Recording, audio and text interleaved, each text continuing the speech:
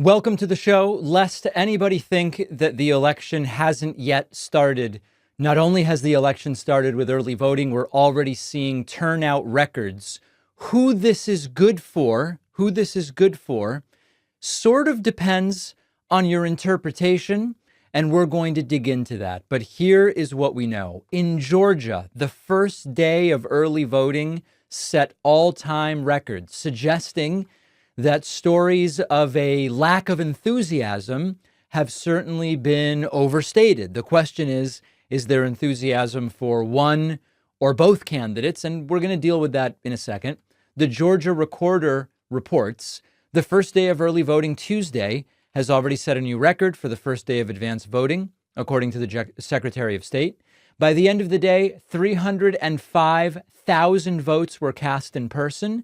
The previous first day early voting record was 136,000. So about 2.5 times the number of early votes on that first day compared to 2020, which was the previous single day record.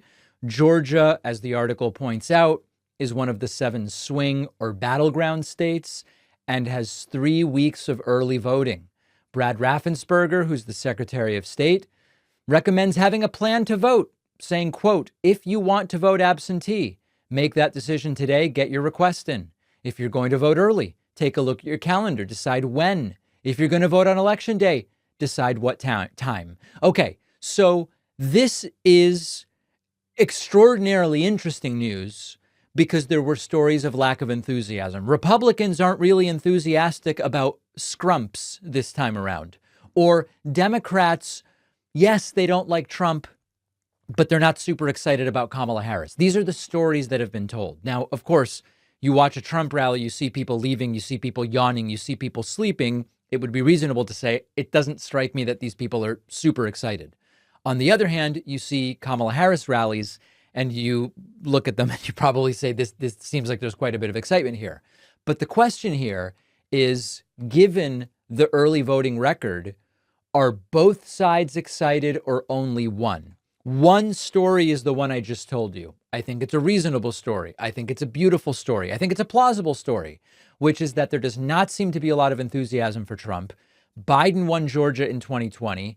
Georgians, especially Democratic Georgians, know Georgia could be the deciding state in who becomes president of the United States, and Harris voters are activated. They're excited. They are titillated, and they are going out to vote. Now, there's a counterpoint to this. And I got another email yesterday, David, I'm unsubscribing because what we need now is unabashed optimism only. You will be responsible if Harris loses because you're not as optimistic. Give me a break, guys. I need 11,000 votes. Give me a break. I'm telling it the way I see it. And I think it's important to consider when we look at these early voting numbers in Georgia that Trumpists also know that Georgia was a key state in 2020. In 2020, Donald Trump and the MAGA apparatus at large were saying early voting is fraudulent. Mail-in voting is fraudulent. Don't do it. Vote on election day. Whereas this time around, Trump, while still saying all of these new ways to vote are subject to fraud, vote however you can. MAGA people have been saying, vote however you can. So we shouldn't ignore the fact that the reason we're getting record turnout on day one of early voting in Georgia could be because on the Democratic side, Harris voters know Georgia was a critical state in 2020 and it's good to get out and vote. But at the same time, in 2020, MAGA was telling people don't vote early, only on election day is your vote secure. Whereas in 2024, Trump and MAGA have been saying vote however you can. And so both of those, Harris voters and Trump voters, may be voting in record numbers. And that's why we're seeing these records in Georgia. If you look at the polling, and I know people are furious about polling, David, don't look at it. In a multi-candidate Georgia poll, it's basically a tie. Trump is winning by 0.6. For people who say, oh, it's only because of Rasmussen. It's not. Trump is winning the Quinnipiac poll, considered a good poll. Trump is winning Bloomberg. Trump is winning Fox News. I know people say, Fox News, what are you talking about? Fox News polling is not Fox News editorial television. It's actually quite respectable. And if you go over to the 538 average, which some of you like better, it also has Donald Trump winning Georgia by 1.1. So I am optimistic about the meaning of this early voting record turnout.